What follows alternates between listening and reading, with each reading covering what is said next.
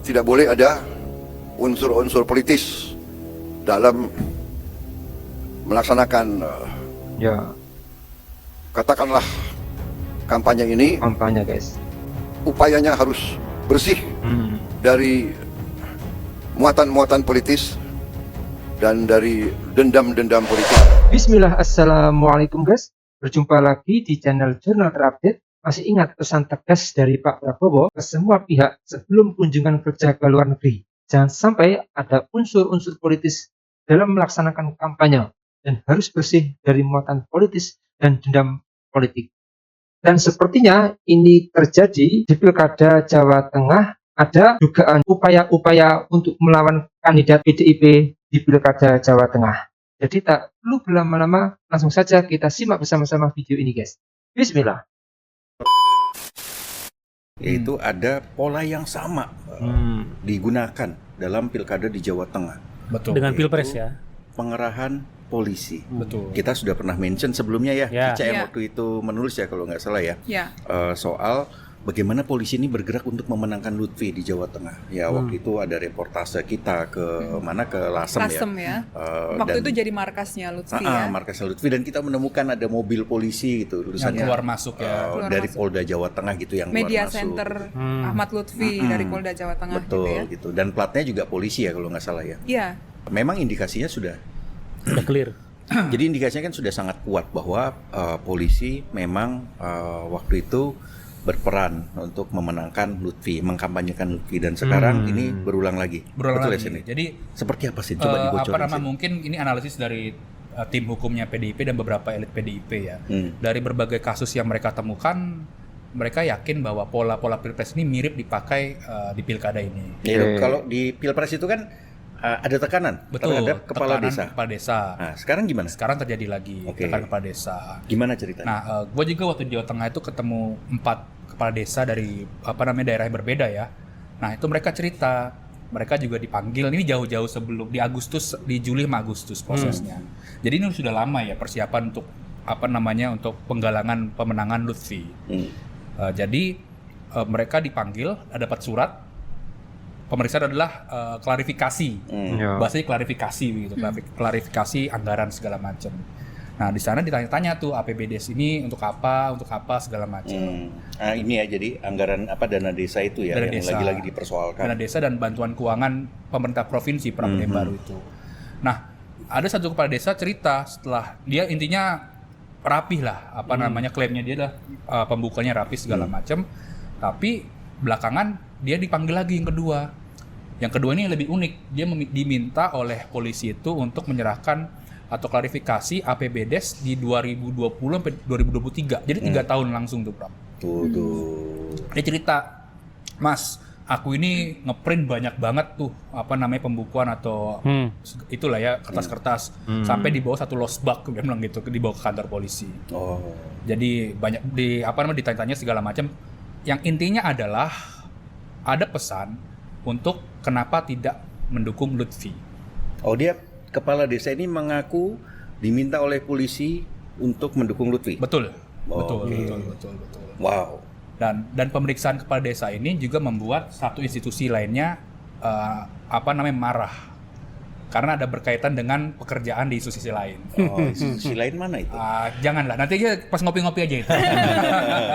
Oke, jadi pelanggarannya ada 2 dong berarti di sini ya. Satu adalah polisi yang menggunakan kewenangannya untuk menekan kepala desa. Betul. Yang kedua adalah mereka mendorong kepala desa untuk berpolitik praktis. Betul. Oke. Baik. Dari satu sisi ada temuan lain, Pram. Kepala desa ini juga sekarang dikumpul-kumpulin untuk pemenangan Lutfi.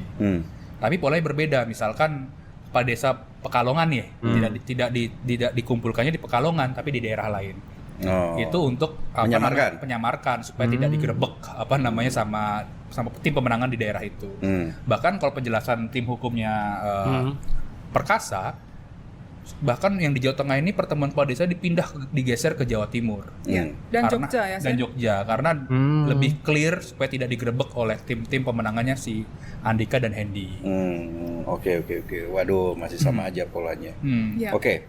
Dan Waktu kita ketemu Andi Wijayanto ya Sin ya, itu mereka menginventarisasi lah ya, menginventarisasi sekitar lebih dari 200 perangkat desa, kepala desa, PNS gitu yang sudah dipanggil sejak Maret sampai Oktober ya, Sin ya, khusus di Jawa Tengah saja, dan tidak pernah naik nih statusnya. Betul. Nggak pernah naik statusnya sebagai menjadi tersangka. Sebagai Digantung tersangka. aja Bram. Ya. Ya wajar ya kalau kepala desa kemudian jadi takut ya, pola yang sama dengan 2024 ya waktu Pilpres ya. Tapi juga ini ada temuan juga ya, warga juga sudah mulai melek Bram. Jadi misalkan kepala desanya kan disuruh atau dipaksa mendukung A. Tapi kepala desanya ini gak cerita dari geng Solo ya. Tapi bilang ya itu kan salah kepala desanya. Kita bebas memilih siapapun. Jadi sudah ada pendewasaan politik di tingkat bawah. Erwan tahan dulu ya kan. Jangan ngomong dulu ya kan. Sumut. Diam kamu. khusus sumut ya. Sabar. Jadi apalagi yang dilakukan oleh polisi untuk menekan kepala desa atau menggunakan kepala desa untuk menggalang dukungan buat Lutfi? Jadi ada juga yang cerita. Jadi ini sebelum penetapan calon gubernur ya. Jadi kepala desa itu didatangin sama yang paling bawah di kepolisian. Mereka diminta untuk mencetak spanduk-spanduk Lutfi. Oh, ini Babin Kantipnas maksudnya? Ya bisa, ya lu yang bilang kan berapa? Iya. Nah, gua lalu punya mobil kosennya. Lalu di satu desa itu diminta mencetak 4 spanduk, ukurannya 1 dikali 1,5 meter, dan harus dipasang di pinggir jalan. Jalan utama. Setelah itu harus difoto dan dikirim. Jadi kepala desa yang cerita sama gua, dia bilang, "Wih mas, aku udah dipanggil, disuruh masang segala macam, bahkan ngasih uang kopi," dia bilang gitu kan. Akhirnya nyetak sendiri dia. Wah, tapi yang ada lagi yang kepala desa lainnya adalah, "Mas, aku ini ngelihat ada foto di pinggir jalan, tak foto aja minggir gini. Nggak tahu siapa yang nyetak, tapi ikut foto di." Tunjukin fotonya begitu, tawa-tawa. Iya. Karena nggak ada duitnya saya. Ada tapi malas mungkin ya. Dan menariknya ya Pram, kepala desa ini juga membuat grup-grup ya di percakapan. Siapa yang membuat grupnya? Polisinya? Bukan polisi, perkumpulan kepala desa di Jawa Tengah. Jadi gue mengecek 2 handphone kepala desa, gue mainin grup WhatsApp. Ada 3 grup WhatsApp ya kalau gue lihat. Yang pertama adalah Kopel. Kopel ini adalah Komando Pemenangan Lutfi, KSB. Itu grup pertama. Anggotanya sekitar 87 orang. KSB itu adalah Ketua Sekretaris Bendahara Kepala Desa. Lalu ada juga Kopel Jawa Tengah yang beranggotakan sekitar 200 orang lebih begitu ya. Lalu ada juga Kopel saja bahasanya, sekitar 60-an atau 70-an anggotanya. Gue lihat nomor-nomornya, gue hitungin satu persatu. Gitu. Di percakapan itu yang ngebahas soal pemenangan Lutfi, lalu juga permintaan alat peraga kampanye dan lain-lain. Bahkan ada juga tuh misalkan ada konten TikTok di situ dikomentarin, yuk kita komentarin positif gitu. Soal Lutfinya ya. Soal Lutfinya. Segitunya butuh didukung ya, mengerahkan kepala desa. Jadi kepala desa ini juga menjadi buzzer juga dong di situ. Betul. Jadi harusnya kalau gue membayangkan ya, bukan pilkada lagi singkatan. Kan pilkada pemilihan kepala daerah gitu ya. Pilkada ODES. Apa itu? Pemilihan kepala daerah oleh kepala desa. Atau oleh lembaga Oke. Kita kan sudah menyebutkan soal keterlibatan polisi dalam membantu pemenangan Lutfi di Jawa Tengah. Nah, tapi apa iya sih PDIP atau pendukungnya Andika Perkasa dan Hendrar Prihadi ini tidak melakukan hal serupa? Mereka melakukan hal serupa, tapi instrumennya berbeda. Gimana ceritanya? Yang satu kan parpol begitu kan. Lalu yang satu lagi menggunakan calon kepala daerahnya juga yang pertama. Karena kan kepala desa ini lebih berdekatan dengan bupati dan wali kota.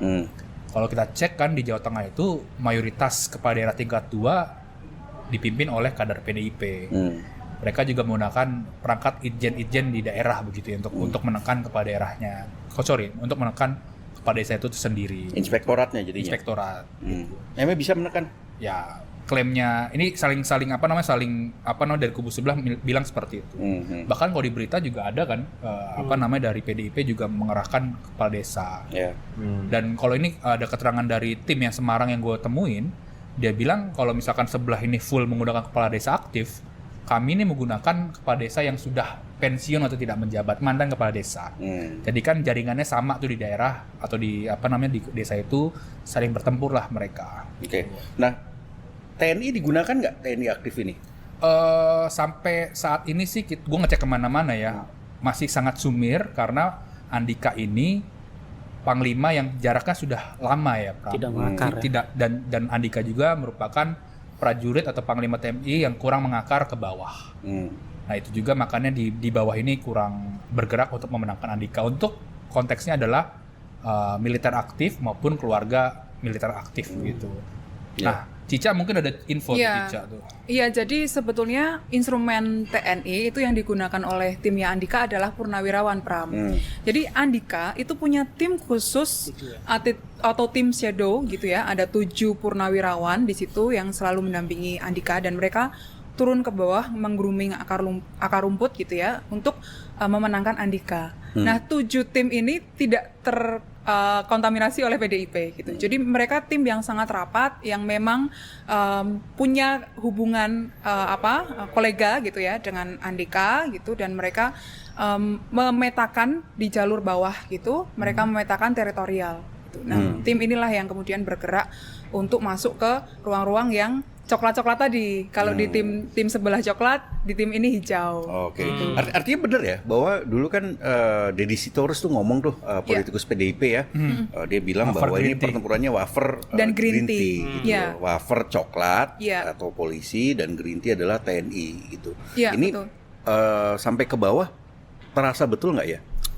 Sebetulnya nggak terlalu karena yang bergerak purnawirawan gitu. Tapi selain 7 purnawirawan itu ada juga belakangan awal November ini mereka mendeklarasi gitu ya. Itu ada forum keluarga putra-putri purnawirawan gitu yang di Jawa Tengah itu ketuanya adalah Hendi. Gitu. Nah, mereka ini kemudian yang juga ikut bergerak untuk melawan yang coklat-coklat tadi gitu, melawan wafer-wafer gitu. Wafer, Jadi green tea mantan green tea gitu. Mantan green tea melawan wafer gitu. Oke guys, jadi mantap sekali ini investigasi dari tim Tempo Bocor Alus di Pilkada Jateng khususnya. Kelihatannya memang masih ada yang bermain-main di Pilkada Jateng dan menggunakan pola yang sama seperti Pilpres 2024 kemarin untuk memenangkan calonnya. Kalau memang benar apa yang diungkap oleh tim Tempo Bocor Alus ini sangat mengejutkan sekali.